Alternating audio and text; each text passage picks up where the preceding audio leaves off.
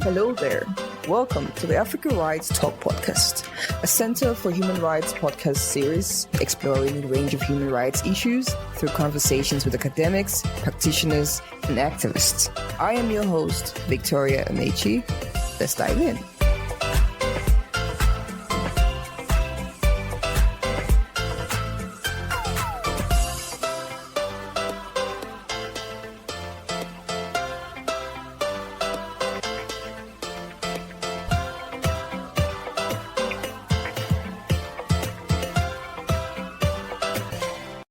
Good day, Tendai. Welcome to this episode of Africa Rights Talk.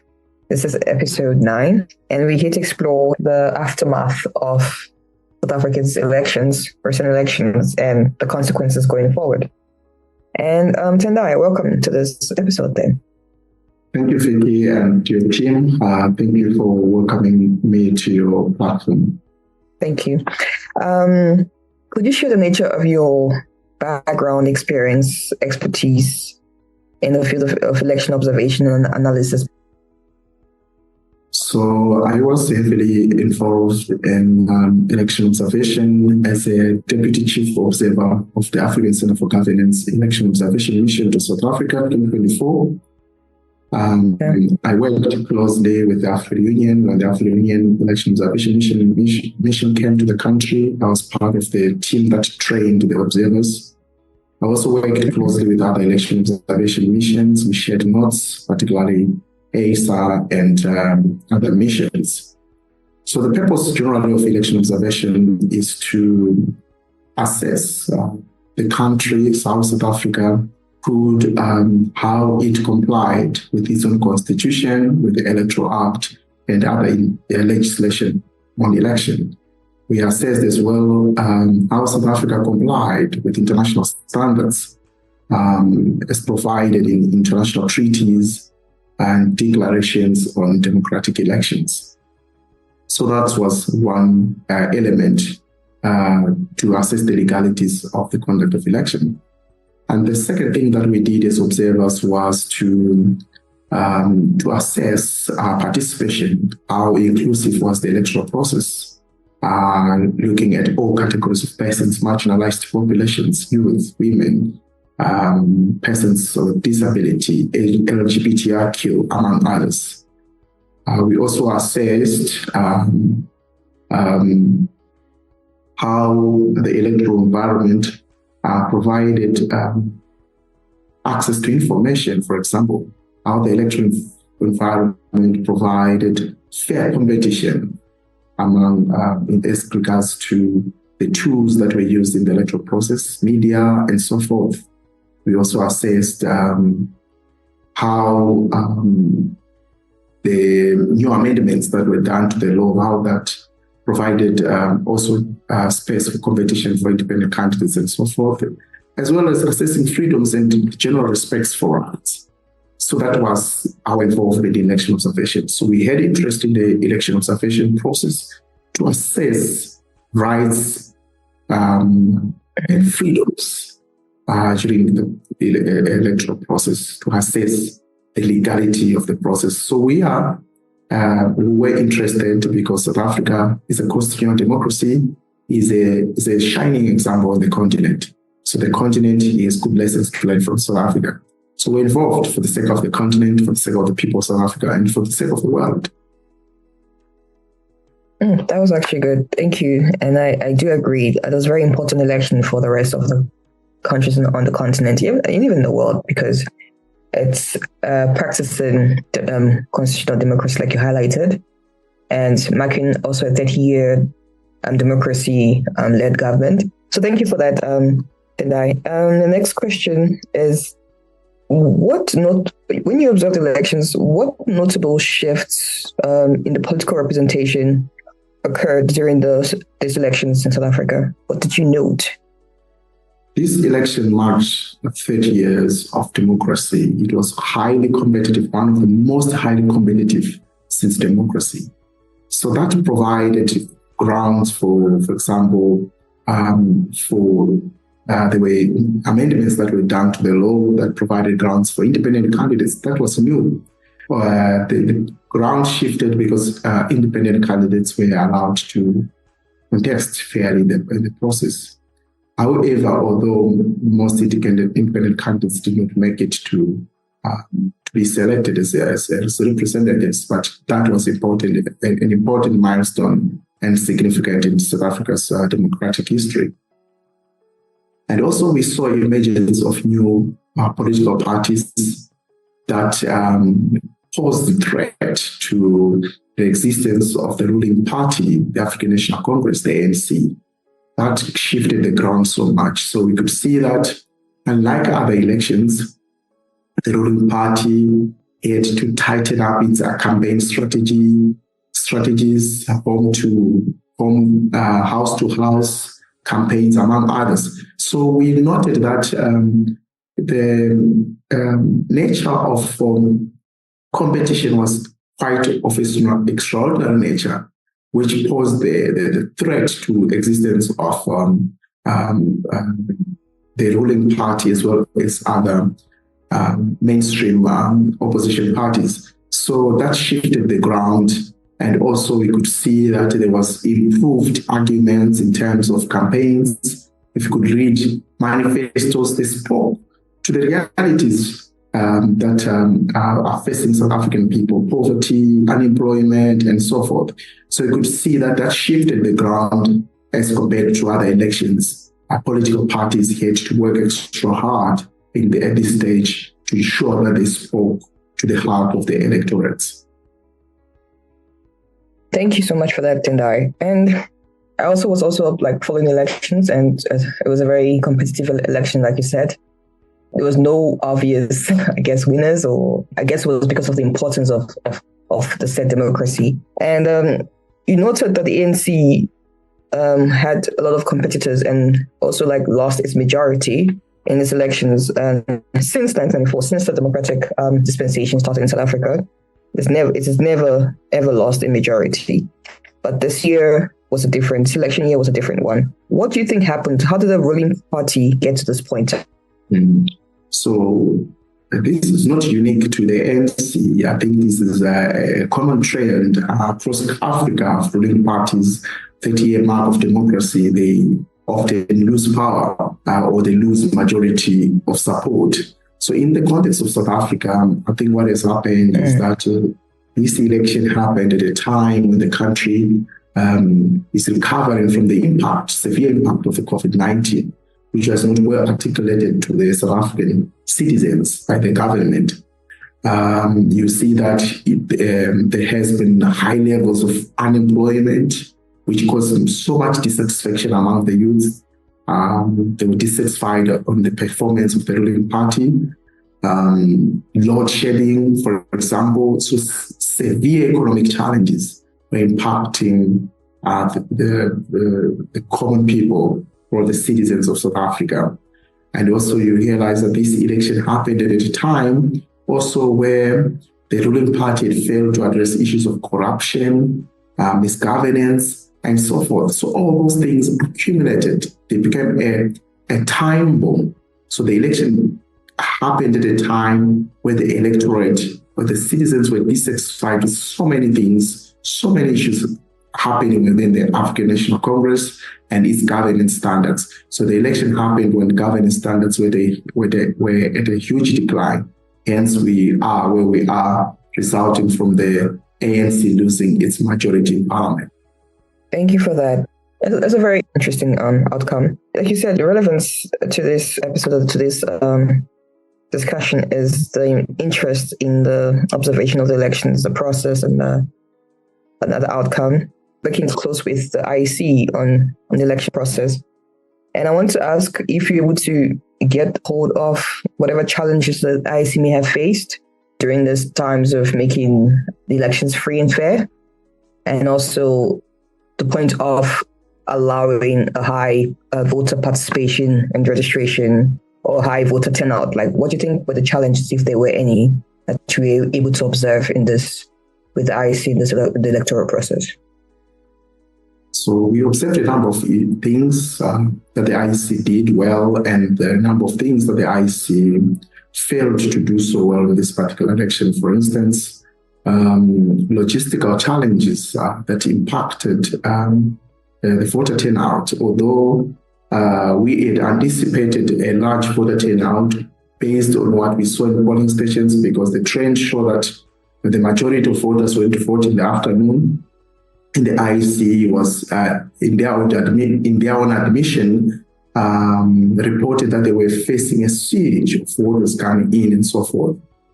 So logistically, they were not adequately prepared, and that must be admitted for the purposes of improving future elections. But we realized that the IEC acted within its own mandate. There were so many legalities, the courts were involved, the judiciary was highly involved in the electoral process, was consulted on a number of issues. So as regards to an assessment, an overall assessment of the free and fairness of election, indeed the election was free and fair as reported by us and so many observer groups. Despite the logistical challenges that to some extent tainted the good work that the IEC had done. So in terms of logistics, one could develop an argument that all the challenges noted were around logistics. They were not challenges as regards to whether the IEC was acting outside its mandate. Interesting. Because there were counter opinions as to, the logistical problem apparently was people argued that it could have been an intentional partisan problem to kind of like suppress voter turnout or suppress voter participation. What is your response? I do think that the argument is totally unfounded. It is an argument that is resulting from lack of knowledge. I was among the few people who were privileged to interact with the IEC closely for quite some time prior to the election. And I also attended several briefings that the IEC did for various stakeholders. I attended most of those meetings. I must say with confidence that the IEC did what it could do within its own capacity and the mandate. The shortcomings, they were not anticipated. They were purely accidental, in my view. All right, thank you. Thank you for that. My next question would be, leading up to elections, social media played a very, very big importance, and a lot of social media reporting information about maybe election interference, election attacks or attack on the ballot papers. What do you think was the importance of that social media presence or interest in South Africa's elections and the eventual turnout or the eventual outcome of the elections? Social media, like any other platforms of communication, they are increasingly playing a pivotal role in African elections. They serve as means for communication, they serve as means for campaign, they serve as means for addressing concerns among citizens and so forth. So realize that also social media can be hijacked and be used for unethical causes or unethical reasons. So in this case, we saw that social media was heavily used in this particular election. And thank God the IEC came up with guidelines on the use of social media during electoral processes. Although these guidelines came at a later stage or considered were late into the election, I think they played a pivotal role in ensuring that social media users were using the platforms responsibly. For instance, partners, media companies, such as Meta, among others, they had to partner with stakeholders working with the IEC to do social media monitoring and to take down the posts that were seen to be problematic, and also to combat misinformation and disinformation that was spread on social media platforms. So indeed, social media platform, I must acknowledge, he has disrupted the political and the electoral landscape, and if properly used, could yield into good results. But in this election, we did not see much of abuse as anticipated. As reported by Media Monitoring Africa, the abuses on social media were of insignificant to the whole process. All right. Thank you for that, Tendai. Can you also attribute it to also like the decline in youth participation? And do you think whatever the social media content that was consumed by this young population could have attributed to that low confidence in governance or in politics?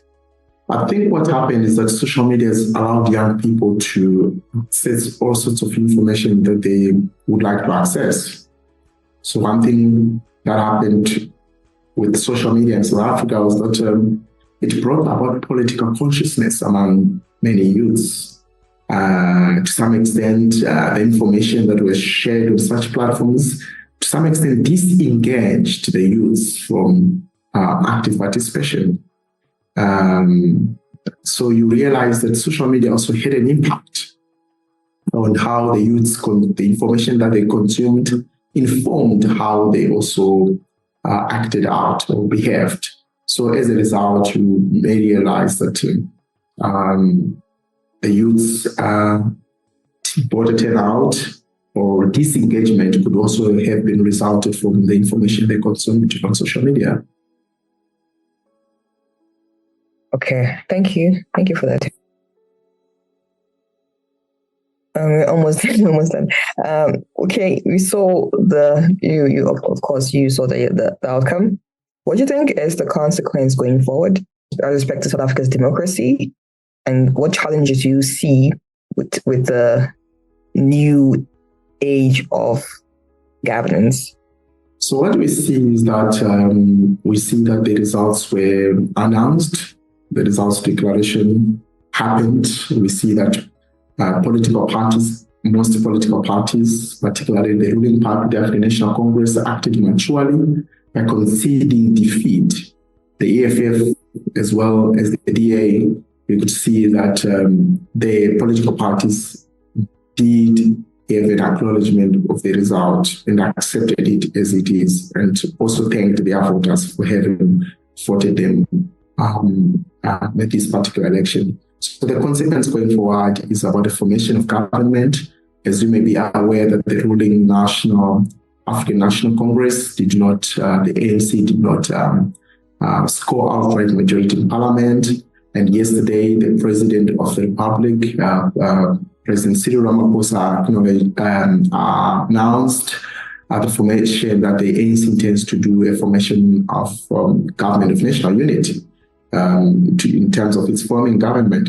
So you realize that the task ahead, it seems that coalitions is not an option for them.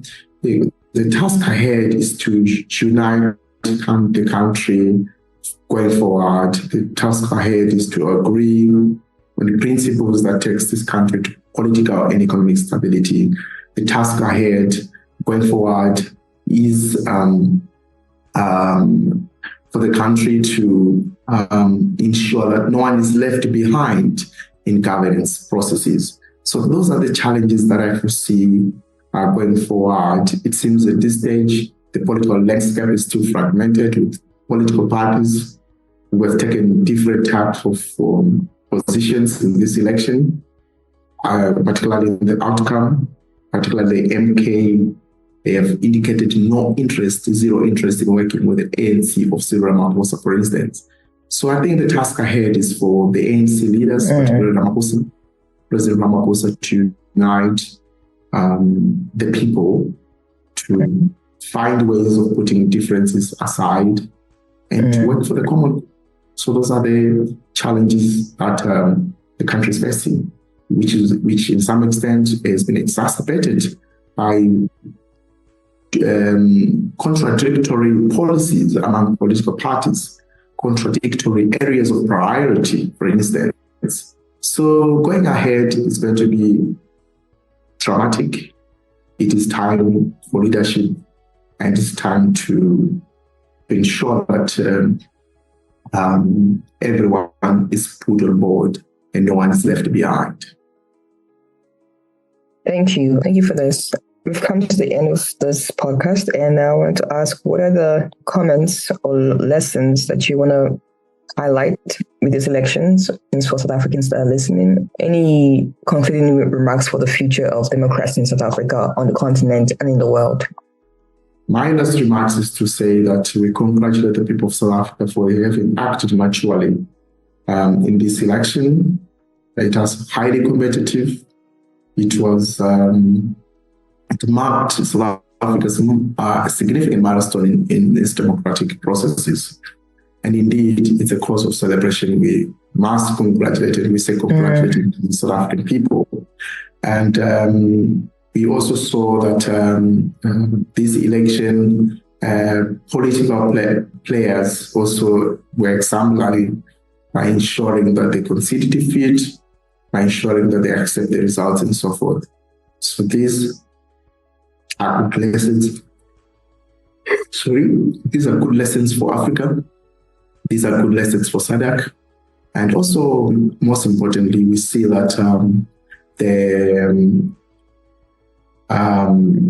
Independent Electoral Commission was exemplary in acting within its mandate and ensuring that the process was credible and that it communicated at all levels to the electorate and the stakeholders. So there are lessons to learn from the Independent Electoral Commission of South Africa. And finally, I do think that elections that are held within the framework of the law gives hope to the continent that the rule of law must prevail above everything. And this election shows that exactly that rule of law should prevail above everything in electoral processes. All right, I do agree. Thank you so much for giving us your time. You've had a very busy couple of weeks. I really, really agree. There was a lot to learn from the South Africa's elections and the peaceful concession and also the peaceful collaboration for the country, for the common goal moving forward for the people. So yeah, thank you so much, and bye. Thank you, Vicky, for inviting me to the platform. It's always a pleasure to be back. I look forward to speak again on the same subject as the future unfolds. Yeah, I do. When that time comes, we'll invite you to come on the podcast. Thank you. Thank you so much. Cheers. Bye. You have just listened to the Africa Rights Talk podcast. I hope you've enjoyed this episode. Do not forget to subscribe to our YouTube channels, social media platforms such as Twitter and Instagram. Thank you for listening.